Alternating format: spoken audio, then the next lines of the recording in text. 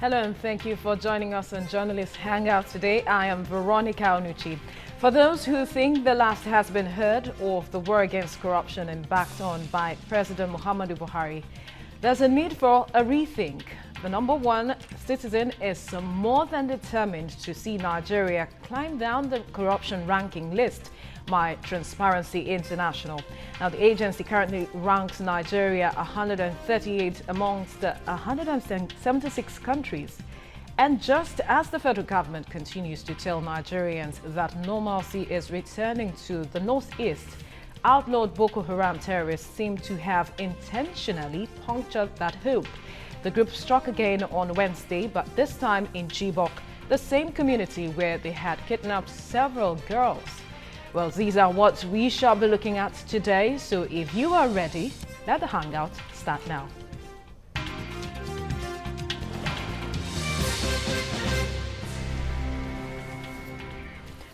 In his bid to ensure that corruption is fought to a minimal level, President Buhari on Wednesday forwarded 2 bills attached with letters to the upper chambers of the National Assembly for consideration. The bills are his first 2 executive bills to the Senate, and they are seeking to prohibit money laundering and criminal activities in the country. They are titled the Money Laundering, Prevention and Prohibition Bill 2016 and the Mutual Legal Assistance in Criminal Matters Bill 2016. If passed into law, the bills, according to the President, would make comprehensive provisions to prohibit the laundering of criminal activities. But many Nigerians have expressed pessimism that the bills might not even pass a first reading at the plenary of the National Assembly. Others have opined that the bills will be sentimentally abused by ruling parties against oppositions. But with Nigeria currently ranked 136 amongst 168 most corrupt countries in the world, can the passage of these bills bring any good image to the country in the face of the international community? What does the Nigerian on the street stand to benefit? I have in the studio with me Cyril Jh. Yes, our usual. Good afternoon, Veronica, and good afternoon, viewers. All right, we have Enio Lukotum. Yeah, good evening, viewers. It's a pleasure being here again. And we have Kasim Akiriti. Many thanks for coming on the show. Thank you so much. All right, I must say that this is not a new bill. It's a reenactment, as we know, of the 2011 Money Laundering Prohibition Bill. And the question is, what really makes this 2011 bill not comprehensive enough such that the president has to come up with something more comprehensive for the Senate to see to, and then there is a reenactment of it? I'll start with you, Kasim. Yeah, I think this is a very pragmatic step by the Nigerian president to really show and demonstrate that impunity, acts of grafts of fraudulent parties will not be condoned under his regime. And what he has done is quite in order. The major difference between this is the fact that from 1995 to 2016, we have been having amendments of this bill. But the major aspect of that bill has been that the interests of the whistleblower is not protected. The person who can easily tell you that something is happening here, you are not protecting that interest. You're also not protecting the banks that are being used to launder that money are also not part, liable as it is in Nigeria. Of course, outside the country, they do, and they've paid dearly for it. 2 banks in Nigeria that are paid severely for that. Another thing is that, we're also now going to expound, the horizon. We're going to look at the source of the money, how it's being transferred, and anybody who aid and abets the transaction will also be guilty of an offense. And so it cut across all the spectrum of society, from the politicians to the administrator, and of course to the bankers, who you could have used, and even drug peddlers, and of course terrorists. So it's all encompassing this time around. And what Kasim is saying, that this is the president's best foot forward. Do you share the same view? Yes, of course. Because if you look at it, the problem we have been having over time is this issue of corruption. Now, if you look at what the nation is currently facing in terms of shortages of funds, to deliver on electoral promises and all that, you could directly link that, to the massive and gargantuan, what do you call it, grafts, that have taken place under previous administration. And he, Mr. President, is actually telling us that, yes, let's open, a new chapter as far as governance is concerned. Let us, beat corruption a farewell. And I think he's doing the very, very right thing as it is. Because if you look at this money laundering matter we are talking about, if you are talking about the money that people are taking away from this country on a daily basis, and if any individual volunteer to, actually raise the alarm, how do you protect such people? Because if you look at maybe nations of the world like Singapore, look at India, look at Malaysia. I know, for instance, Malaysia had the, what do you call it, Whistleblower Protection Act 2010. And what that act says is that if you are a whistleblower, if you, raise alarm about a graft that is about to be committed, there is what we call a state adequate protection for you. You cannot actually face what we call civil. Nobody can institute civil or criminal, case against you in the course of doing that, because you should be celebrated as zero. And that is exactly what this bill, is talking about. Just like what he said, this one is quite holistic and comprehensive enough for every one of us to know that the fight against corruption, it is a collective fight.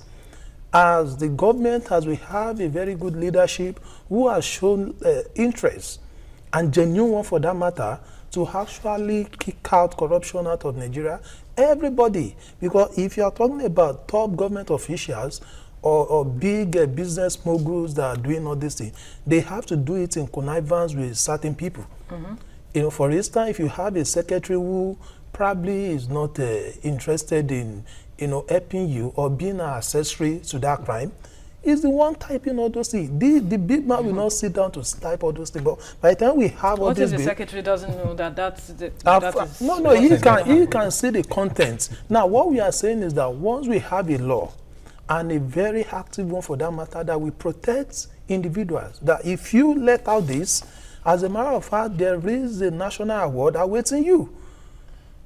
You will be celebrated. No, that is exactly what. Because if you look at, we always cite the case of Mr. Jh. Jh. Was the one that raised the alarm over the corruption that was allegedly committed by the former EFCC boss Ibrahim Lamodi. Mm-hmm. And you saw the way he was very tenacious. The whole thing was actually pushed to the final conclusion until the presidency gave the man a boot out of office. And that is exactly what we are talking about. There are lots and hundreds of Judge Ebos out there once this bill actually come upstream. Cyril, I know you've been itching to say something. Well, with due respect to the submissions of my colleagues, I beg to differ. Okay. We have always gone through this route. In 1967, the federal government signed a deal with the United Nations Office on Drugs and Crime. I think it was the extradition law, which was meant to help this money laundering thing, whether it's done locally or internationally, to help fast-track extradition. But sometime last year, that law was revised. After after about 3 or 4 decades, it was revised. Yes, it was revised, but what happened? Nothing really came out of it. Somebody may want to say that it was because there was no political will. But Veronica, look at the headlines recently. Now that there seems to be a semblance of political will in fighting corruption, the biggest headache the government has is the claim to the breach of rule of law. Is the claim to the fact that government is breaching procedure.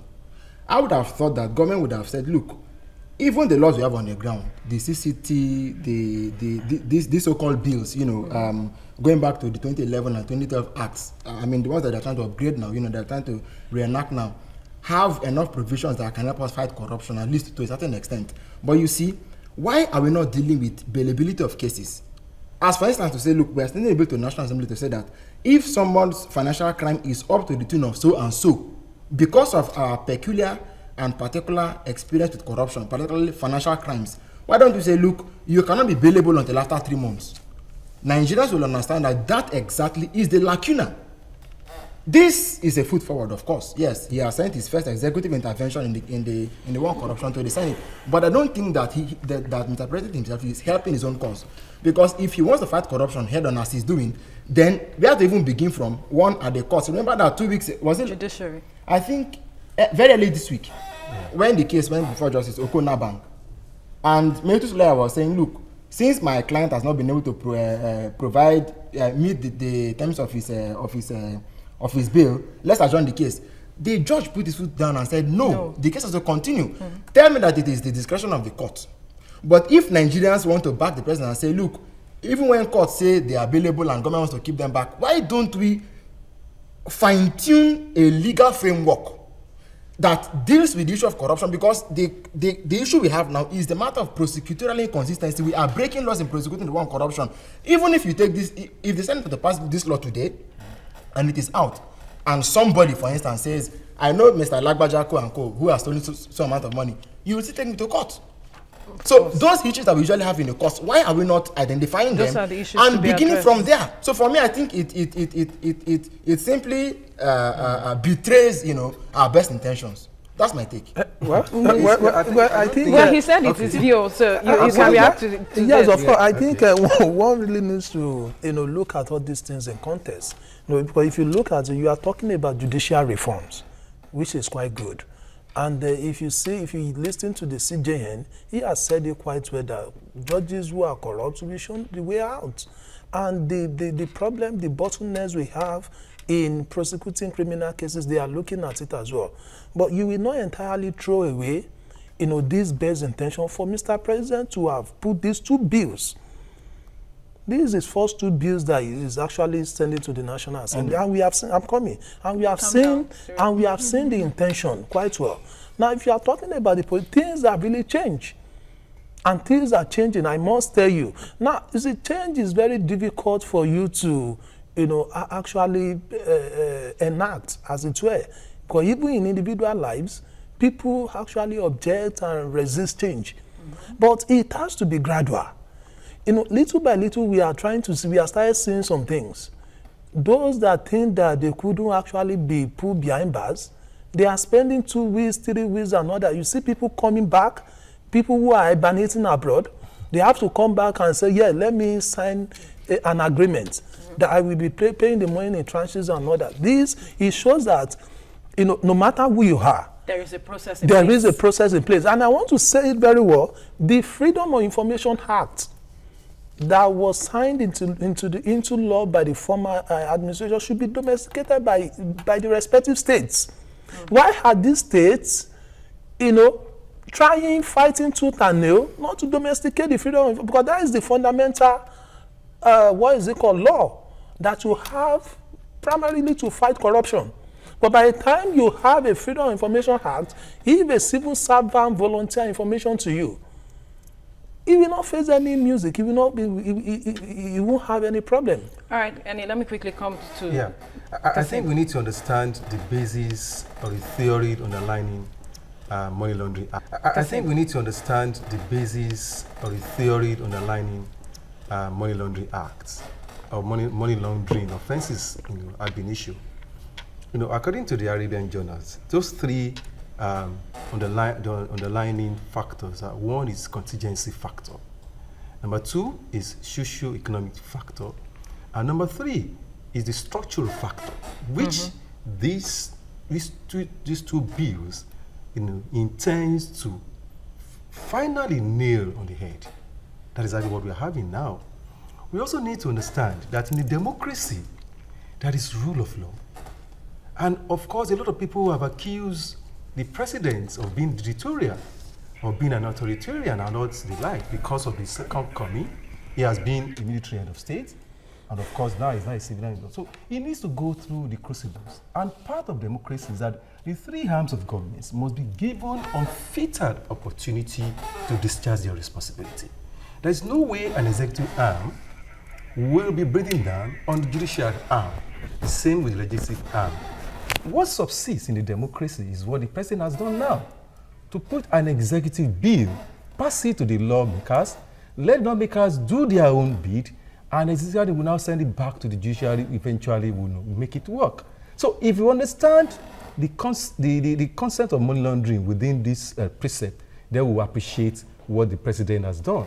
And we must also understand that in terms of this fighting corruption ab initio in Nigeria, we have been having serious problems with it.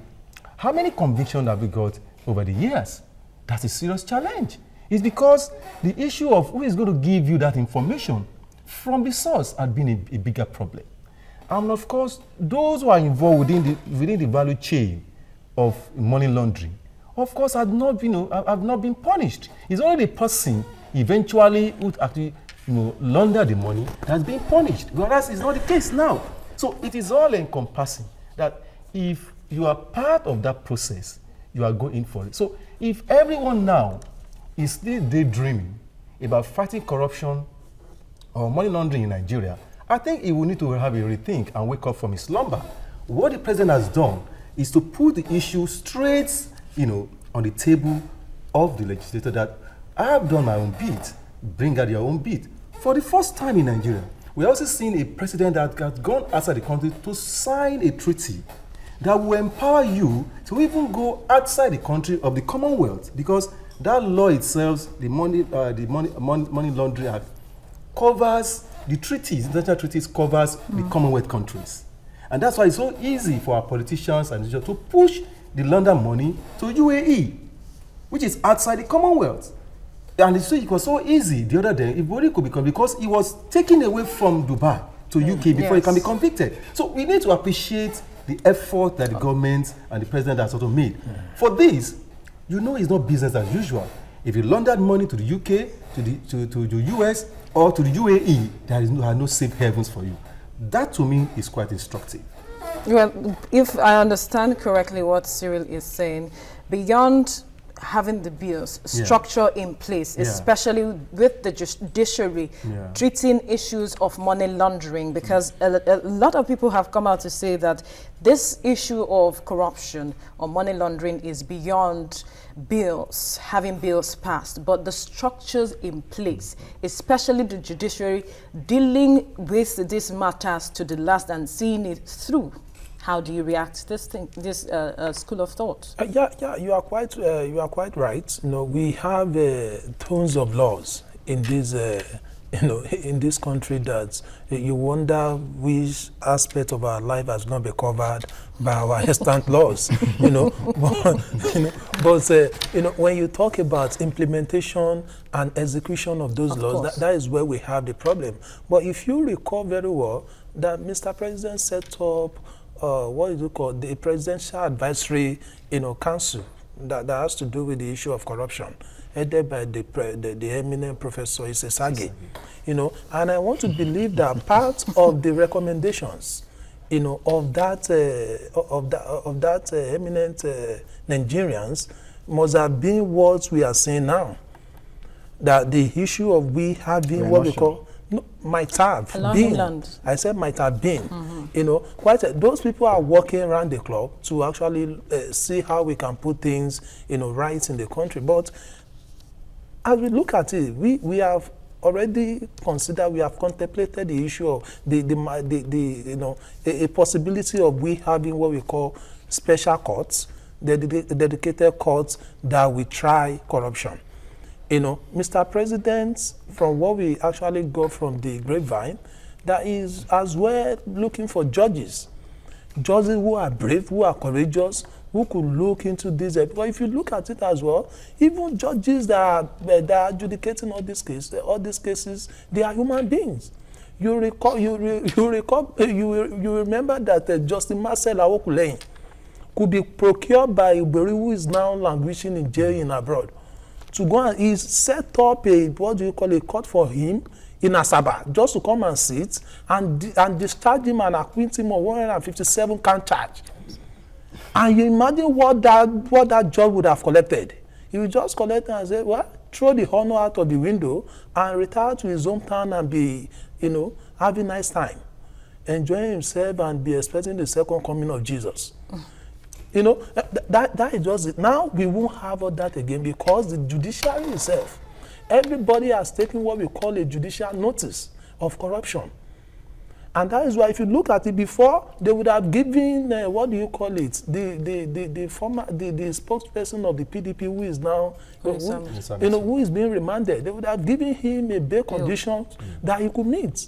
But now the judges are standing on their feet that no, though you are considered innocent until proven guilty. Yes, of course. But you have to come before us, give us something. They give them a very big bail condition. Those are the steps we are seeing. And we can see all the steps. We can see everybody is actually lining up to, to get all these things done. Now, I can say, for me, I know the change, the turnaround we are expecting will not happen overnight. I won't sit here and be deluding myself that it will happen.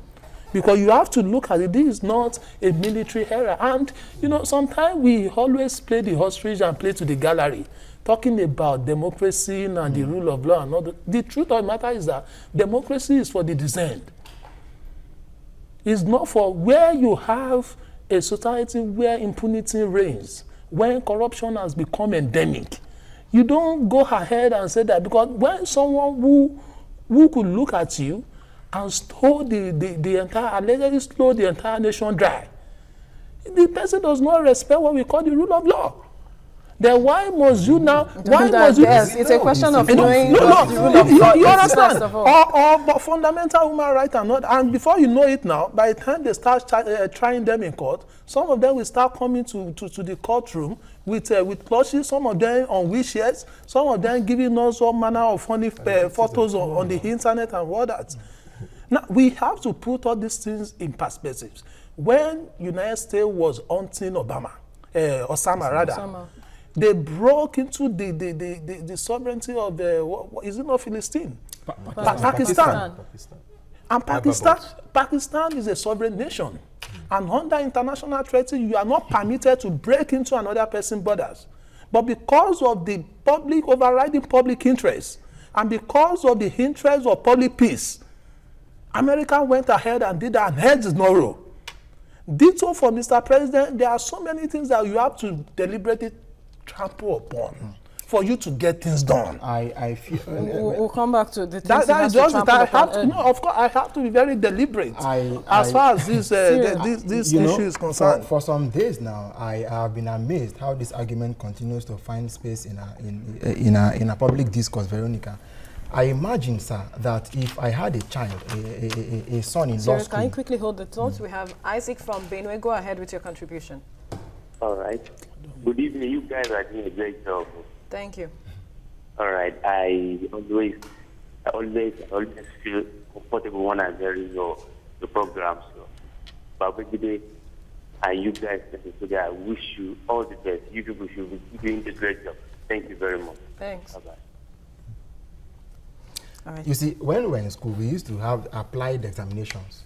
They say government did this and that and that. What do you think should be is the solution? You have to draw contemporary examples or historical examples, and then you make your case.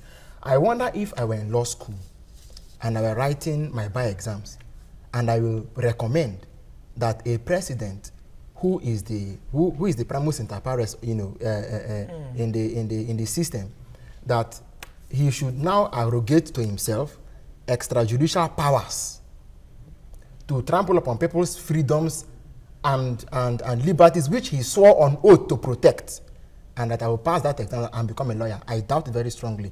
Now you see, the passage of a law in itself does not amount to the conviction of any individual who has been alleged to have committed a crime. We cannot sit down in our conference rooms, in our houses, or on television studios to pass judgment. What the lawyers call what the lawyers call ex cathedra. Every law will end up in a court of competent jurisdiction for interpretation. It is only there and then that the law can be said to take effect in terms of convicting or acquitting anybody. And I'm saying that we already have issues pending before the courts.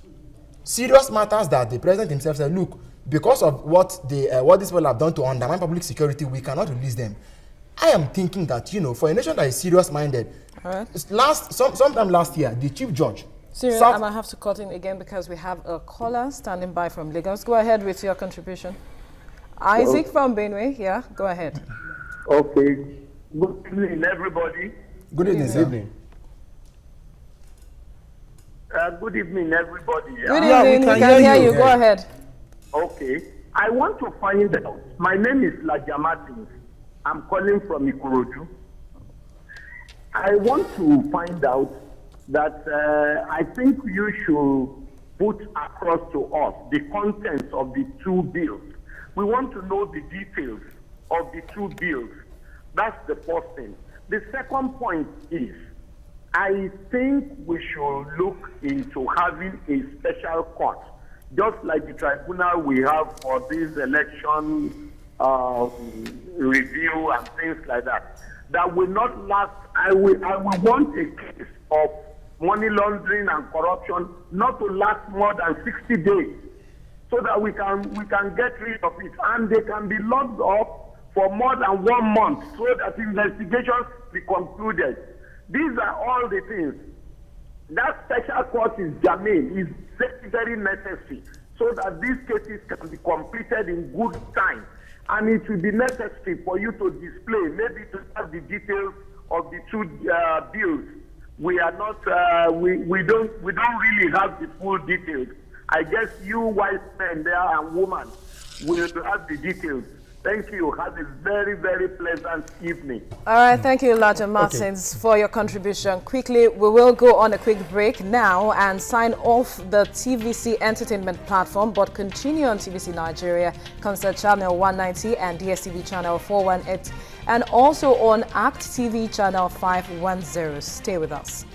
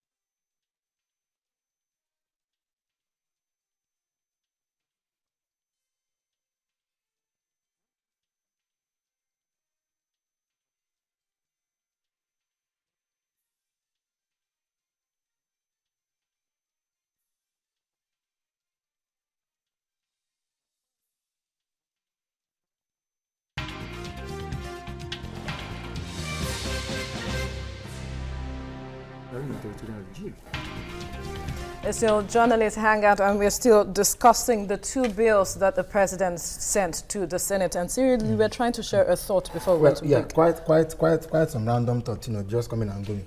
As I was saying, at a function with some senior lawyers, and he was defending the judiciary, saying that his judges are not corrupt, and the senior lawyers begged to differ with him that, look, we know these things, and if lawyers are telling you that, look, we are the ones who go to court, we are the ones who handle this litigation. Sometimes you hear that that case has been bungled. I have always said that for cases to be so successfully bungled, there must be a giver and taker in the complicity process. And I'm saying that if judges have these issues, on their, we need laws that will expose these judges. Veronica, you go to court. There's a high-profile case today. They say that the judge couldn't come to court because maybe for some frivolous reasons. It makes the whistleblowing look like some name and shame campaign. What we want are institutional changes. If the EFC is going to ride on the crest of this bill, if the ICPC is going to ride on the crest of this bill, then we must detach them from the remote control of political will. It is not like the office of the AG will be issuing a statement and saying that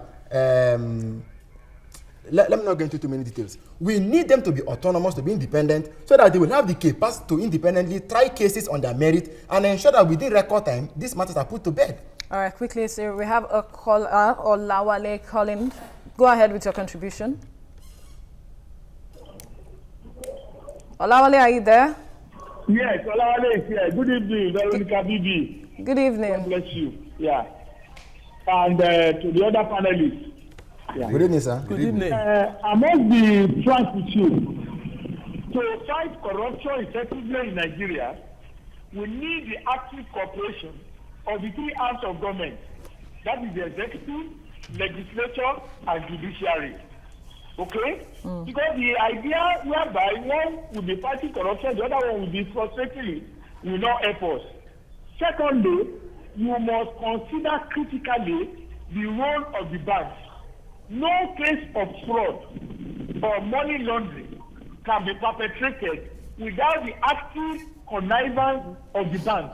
It is the bank that serves as the conduit fine. So you must have a steep penalty for the bank to the extent of putting it there that they stand the risk of revoking their operating licenses. Okay? That is the only way we can fight corruption.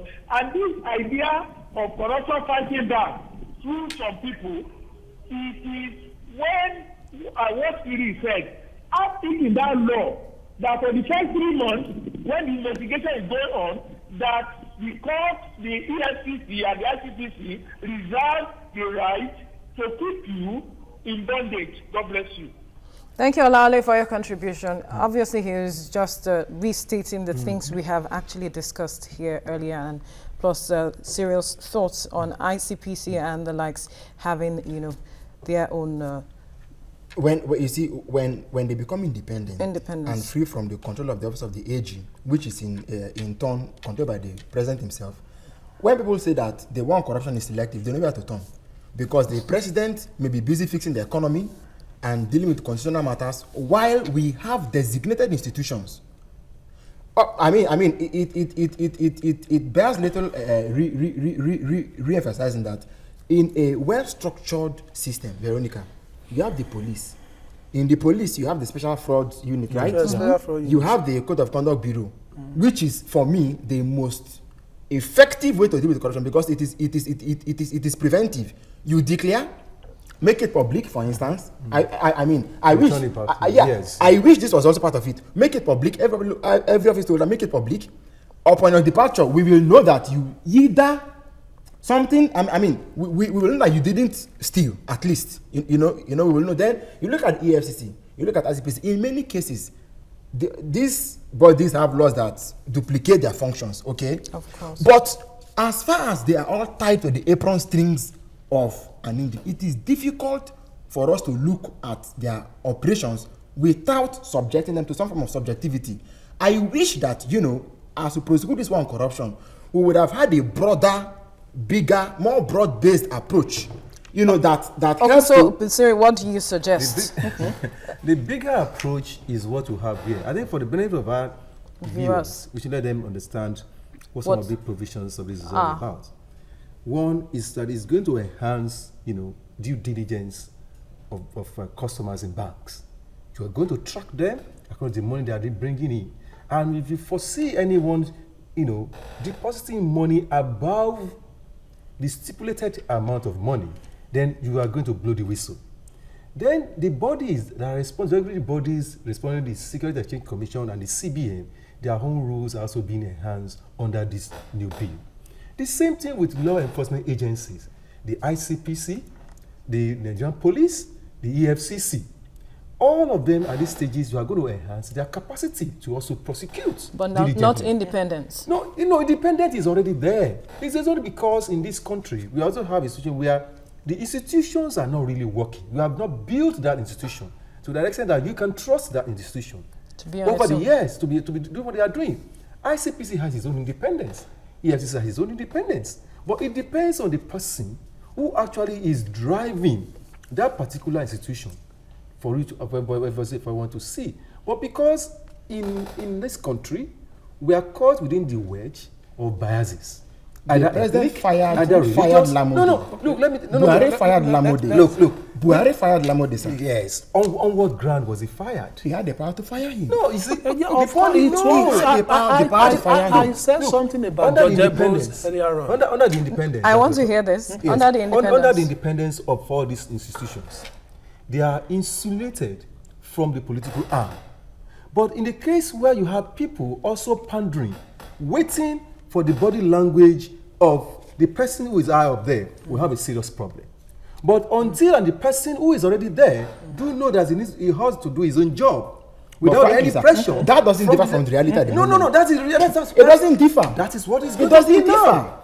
Now it's not going to be business as usual. Under this bill, because hold on, Cyril. You all know that the person who has the end of affair do not care about get the job done. That's exactly what he wants to do. And everybody is just sitting up to ensure that that process works the way it should be under a normal situation. So you are optimistic that this bill is going to bring an end to the war? It is all encompassing. I told you for the first time, banks are not going to be prosecuted. Right? Apart from the fact that the person who laundered it, banks will not be prosecuted. It happens in the UK and the US. 2 of our banks, leading banks, are involved. But did you hear of those cases? They will never say so, but now they know that the hen is coming home to roost, and they must be extremely careful. All right, we have Abubakar from Niger State calling. Go ahead with your contribution. Hey, okay. Thank you very much. I'm very good. Go ahead. Okay.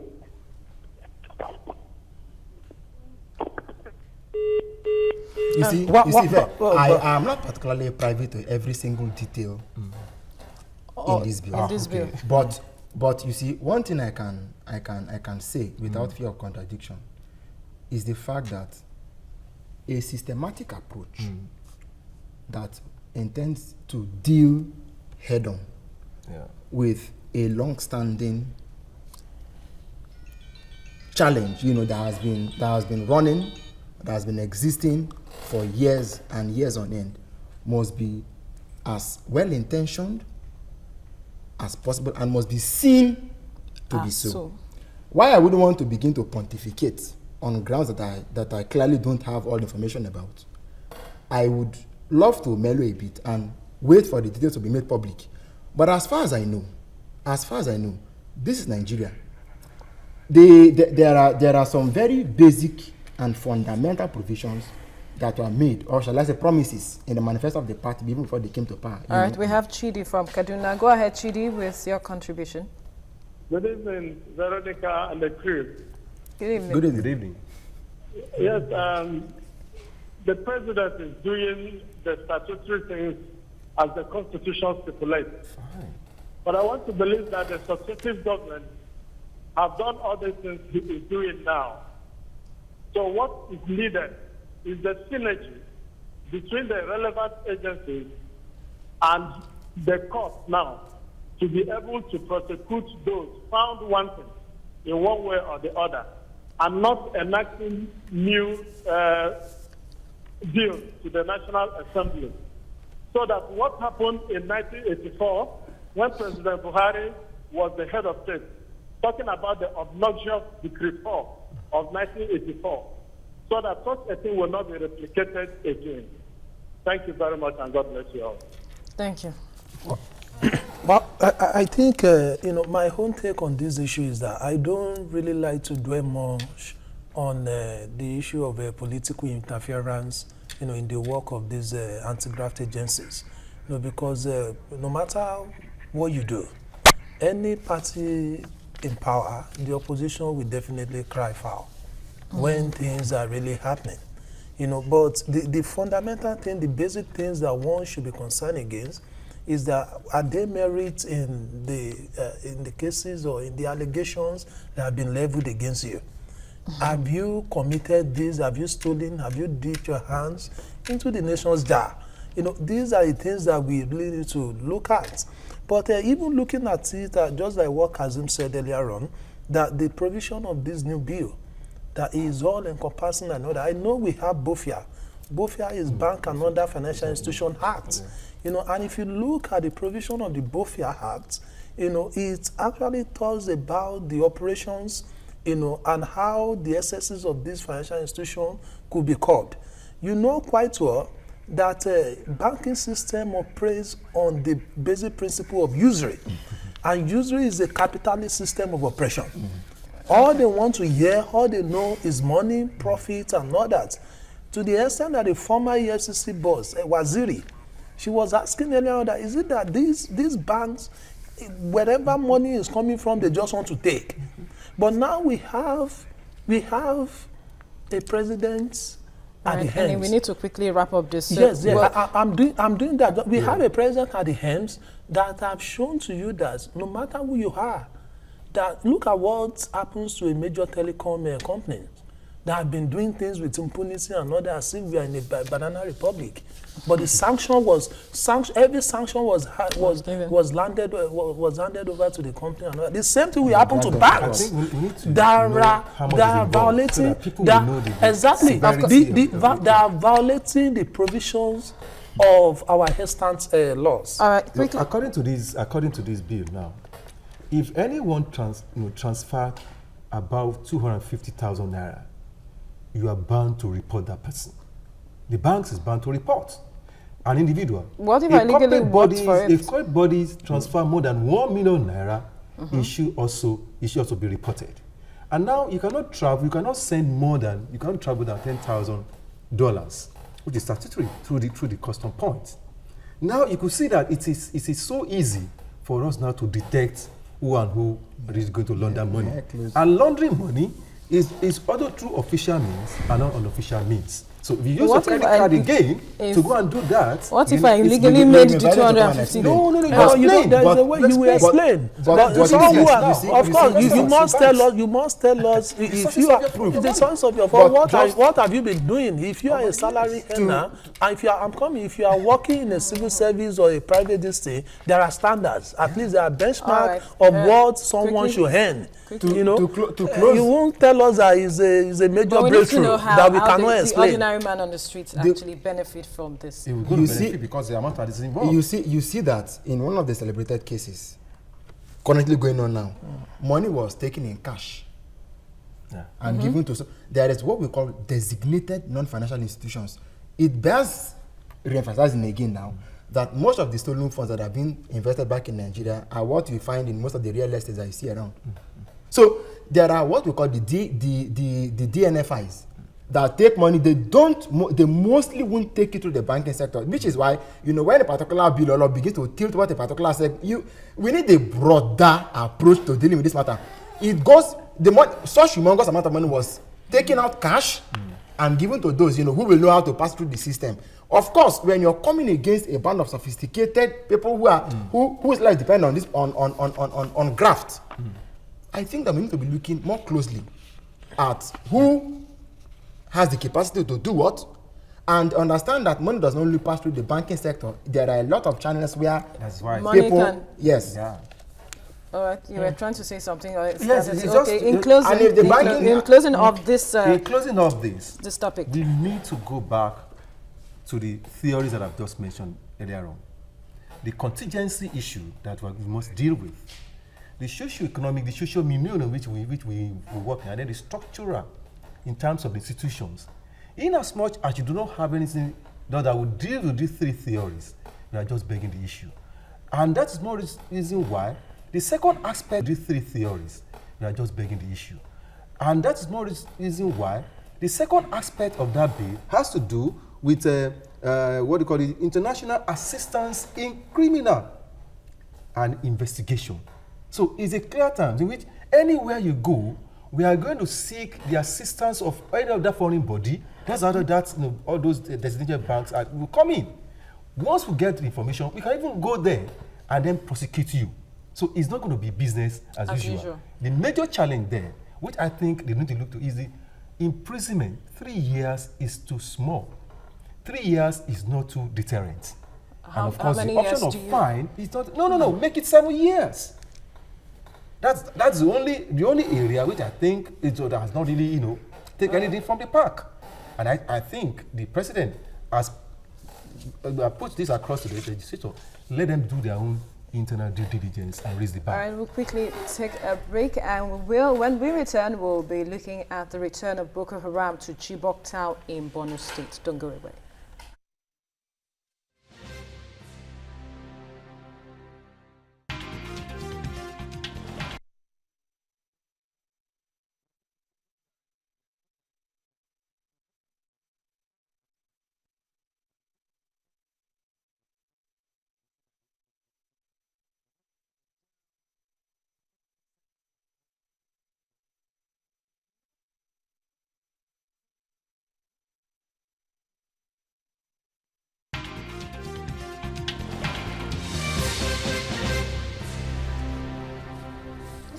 Still, journalists hang out. Now, residents of Chibok town in Borno State woke up on Wednesday to the news that the Chibok markets shut since the abduction of over 200 female students by Boko Haram has been reopened. But hours after that, suicide bombers hit the market, leaving 14 people dead and several others injured.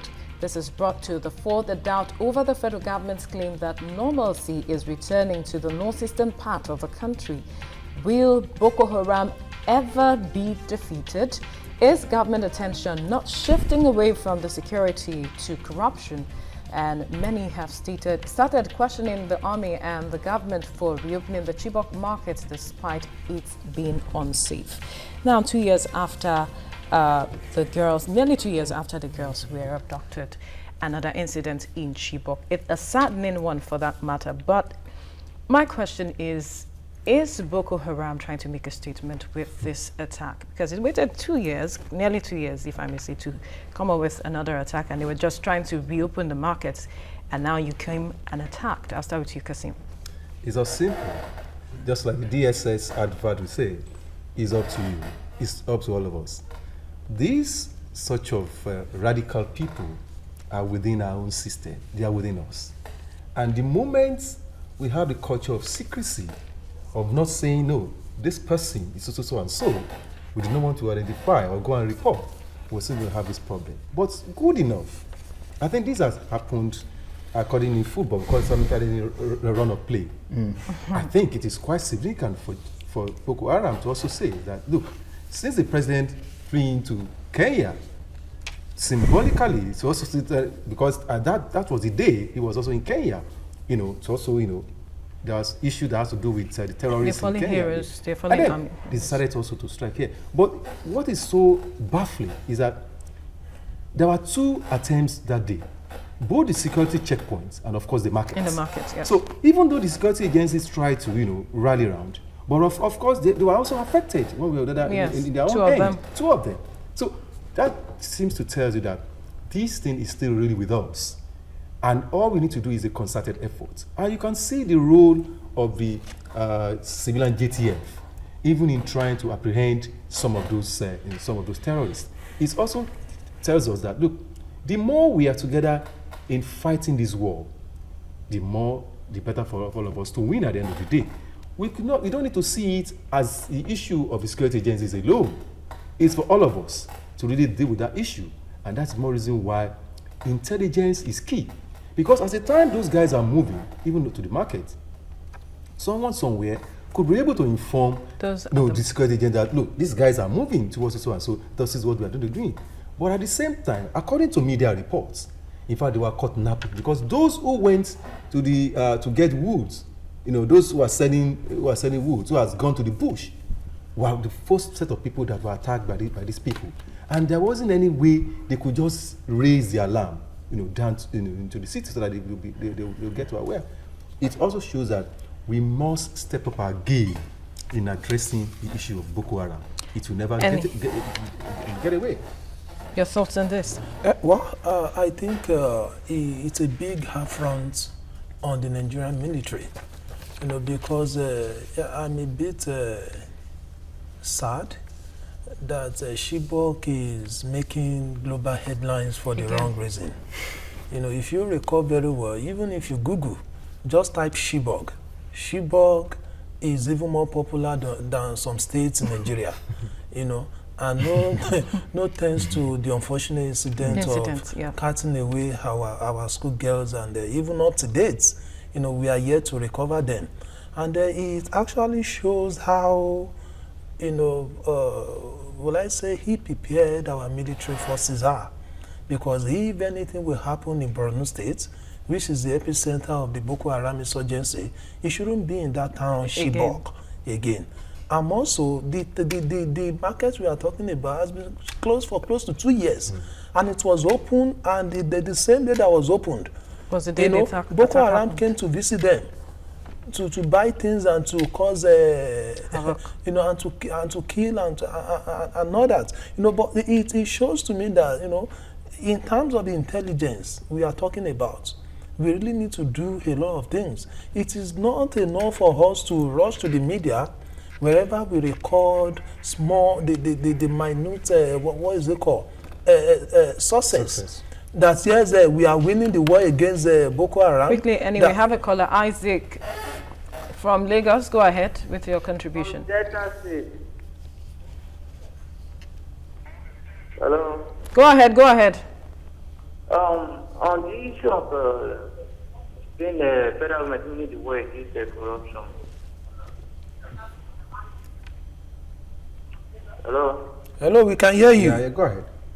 In the issue of winning the war against corruption, definitely the current administration is really winning the war against corruption. In the sense that,